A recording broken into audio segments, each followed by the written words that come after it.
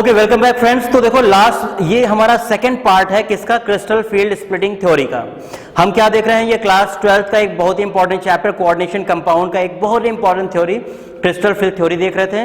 वो part first था जिसमें हमने ये सारी चीजें डिस्क्राइब की थी। एक बार और हम उसे रिकॉल करेंगे।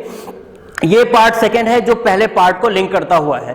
अगर आपने पहला पार्ट अभी नहीं देखा है तो लिंक डिस्क्रिप्शन बॉक्स में है, एक बार आप चेक कर लें, उसके बाद से इस वीडियो पे आए। ओके, सो देखो हमने पार्ट फर्स्ट में मोटा मोटी मैं आपको बताता हूं कि हमने कौन सी चीजें डिस्कस करी थी। ध्यान से देखो, हमने देखा था कि भाई हमारे कुछ लिगेंड्स थे, जब वो मेटल को अप्रोच कर रहे थे तो जो डी ऑर्बिटल्स थे उनकी डीजेनरेसी ब्रेक हो रही थी। स्टार्टिंग में उन सभी की एनर्जी थोड़ी सी हाई हुई, उसके बाद से और ज्यादा लिगेंड जब क्लोज आने लगे, ज्यादा अप्रोच करने लगे, तो ये डीजेनरेसी टोटली ब्रेक हो गई थी और ये दो पार्ट में स्प्लिट हुई थी। ये ऊपर वाले को हमने कहा था Eg और नीचे वाले को हमने कहा था T2G। तो ये तीनों को कहा था हमने T2G और ऊपर वाले को हमने कहा था Eg। तो ये दो पार्ट में स्प्लिट हो गए थे। ये स्प्लिटिंग कितनी ज्यादा थी ये डिसाइड आपके स्पेक्ट्रोकेमिकल सीरीज में कर रही थी कि कौन सा कितना ज्यादा स्ट्रॉन्ग फील्ड लिगेंड है। ठीक है, इस हम एनर्जी डिफरेंस को कह रहे थे डेल ओ यानी ऑक्टाहेड्रल एनर्जी। इस मिडिल पॉइंट को हम कह रहे थे barycentre. This is barycentre. Clear है आपको बातें? अब इसके आगे एक क्वेश्चन है जो मैं आपके मोबाइल लेकर के मैं हूं आपके सामने। इसमें पेज नंबर मैं बताने चाह रहा हूं आपको 258 पेज नंबर पे डाउन साइड में देखो, एक बहुत ही प्यारा सा क्वेश्चन है और ये क्वेश्चन बहुत ज्यादा फेमस है। क्वेश्चन देखो क्या है बेसिकली कि अगर आपके पास D4 कॉन्फ़िगरेशन आता है, D4 कॉन्फ़िगरेशन आता है इन द सेंस कि देखो D4 कॉन्फ़िगरेशन का मतलब क्या हुआ एग्जैक्टली कि जैसे 3 इलेक्ट्रॉन्स को तो आप ऐसे बैठा रहे, तो 1 2 3 ऐसे बैठाते हो, तो जैसे आप एनर्जी कम होती है उसके अकॉर्डिंग से बैठाते हो। तो अगर आपके पास D4 कॉन्फ़िगरेशन आता है तो ये इनमें कॉन्फ़िगरेशन किस तरीके से होगा। मैं कहना क्या चाहता हूं, जैसे जब तक D3 कॉन्फ़िगरेशन रहता है तब तक तो कोई दिक्कत नहीं है, क्योंकि पहले वाले को इसमें बैठाया, दूसरे वाले को हमने इसमें बैठाया, तीसरे वाले को हमने इसमें बैठाया, क्योंकि 3 लोग हैं। जैसे ही चौथा इलेक्ट्रॉन के सेटिंग की कंडीशन आती है, D4 कॉन्फ़िगरेशन आता है, तो पॉइंट ये आता है कि क्या ये चौथा वाला जो है इसको हम इसके साथ बैठाएंगे पहले वाले के साथ और पेयर अप करेंगे, या फिर चौथे वाले को हम यहां ना बैठा करके जंप कराएंगे और इस वाले में बैठाएंगे।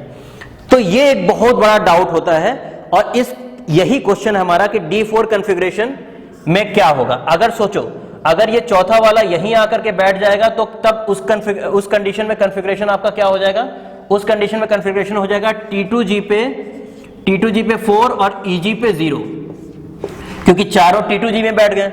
लेकिन अगर ये जो चौथा वाला है यानी D4 वाला जो है वो चौथा वाला यहां ना बैठ करके ऊपर बैठ रहा है, तब क्या कॉन्फ़िगरेशन होगा, तो T2G पे 3 होगा और Eg पे क्या होगा आपका 1 होगा। तो ये टोटल कंडीशन है, ठीक है ना।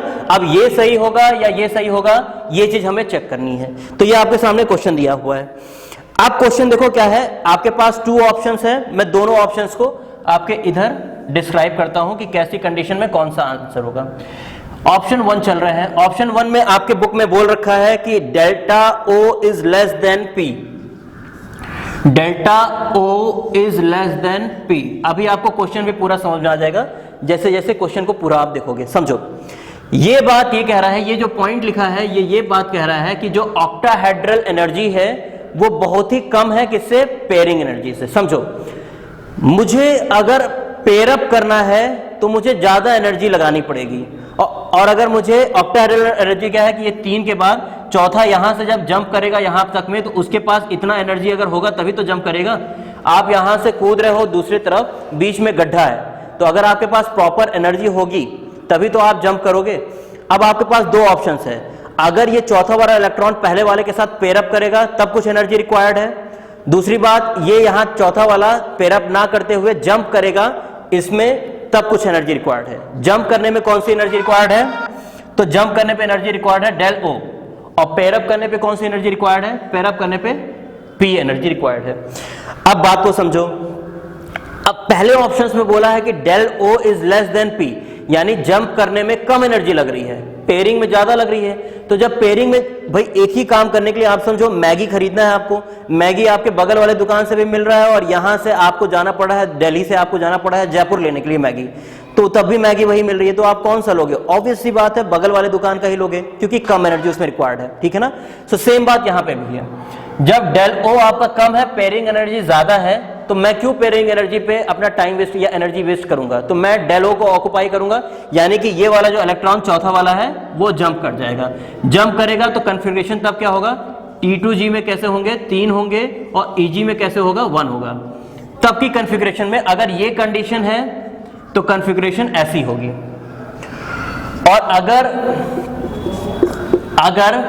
हमारा del O is greater than P है, अगर ये कंडीशन है तब सोचो ऑक्टाहेड्रल एनर्जी ज्यादा रिक्वायर्ड है, यानी कि अगर मैं तीसरे चौथा वाला यहां से यहां जंप करेगा तो ज्यादा एनर्जी चाहिए, और पेयर अप करना चाहेगा तो कम एनर्जी चाहिए। तो जब पेयरिंग में कम एनर्जी रिक्वायर्ड है तो क्यों ना पेयर अप ही कर ले, पेयर अप कर लेगा तो इससे क्या फायदा है, तब कॉन्फ़िगरेशन होगा ये जो चौथा वाला भी है T2G के साथ आ जाएंगे 4 और EG के पास आ जाएंगे 0, तो ये बात हो जाएगी, यानी T2G पे है 4, EG पे है 0, तो ये कॉन्फ़िगरेशन होगी। यानी आपको दोनों कंडीशंस क्लियर है। अगर आपका del O is less than P है, जो आपका पहला केस बोल रहा है, तो उस कंडीशन में आपका कॉन्फ़िगरेशन ये जाएगा, और अगर del O is greater than pairing energy तो उस कंडीशन में आपका ये जाएगा। सो ये टोटल आपकी बातें हैं। ये आपका क्वेश्चन था जो आपके बुक में दिया हुआ है। D4 कॉन्फ़िगरेशन पे हमेशा ही प्रॉब्लम होती है, इसलिए ये D4 कॉन्फ़िगरेशन की 2 केसेस आपको हमेशा क्वेश्चन ऐसे ही आएगा कि for D4 configuration if del O is less than pairing energy या octahedral energy is less than pairing energy, then what is the configuration. So you are suppose to write the answer that is T2G पे 3, EG पे 1, and if the question is that what is the configuration when octahedral energy is greater than pairing energy in D4 configuration, so the answer is T2G पे 4, EG पे 0. So this was the complete question. ये आपका पूरा question था। इस तरह का question बहुत ही इंपॉर्टेंट है, कॉन्सेप्ट बिल्डिंग है, ये आपको समझना बहुत ही ज्यादा रिक्वायर्ड था। तो होपफुली आपको सारी बातें समझ में आई होंगी। यहाँ पे आपका क्रिस्टल फिल थ्योरी का पूरा पार्ट आपका खत्म होता है, और हम आगे ऐसे ही कोऑर्डिनेशन कंपाउंड के जो बाकी लेक्चर्स हैं उस पर हम अभी बात करेंगे। सो मिलते हैं हम अगले लेक्चर में। अगर आपको वीडियो अच्छी समझ में आ रही हो तो सब्सक्राइब करके जो बगल में बेल आइकन है उसको भी अगर आप प्रेस करोगे तो जो भी वीडियोस मेरी आएगी, क्योंकि लाइव सेशंस भी चलती हैं, लाइव क्लासेस भी चलती हैं, उसकी नोटिफिकेशन सिर्फ उसी को मिल पाती है जिसने सब्सक्राइब किया है प्रॉपरली, तो आपको प्रॉपर वीडियोस तब मिल जाया करेंगी। Okay, so thanks for watching this complete video and see you all in next video, and do subscribe this video and share this video as much as you can. Okay, so thanks for watching. Thanks again. Thanks.